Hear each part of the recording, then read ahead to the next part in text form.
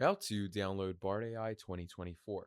In this video, we're going to be talking quickly about how you can download Bard AI for yourself. Now, you don't know, Bard AI has now been changed to Gemini. Okay, the name has been changed, and the functionality is the same. Obviously, it has advanced. Okay, but what you can do is simply, change whatever you want for yourself. Now, when it comes to downloading it, you can download it on your mobile devices because obviously on your PC or any, laptop software that you have, you can access it through your web browser. Okay.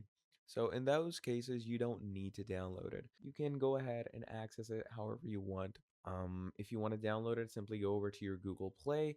In your Google Play, go ahead and download Gemini, and that is basically how you're going to be downloading Bard AI.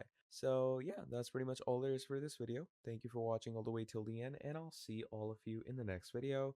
Have a great day. Goodbye.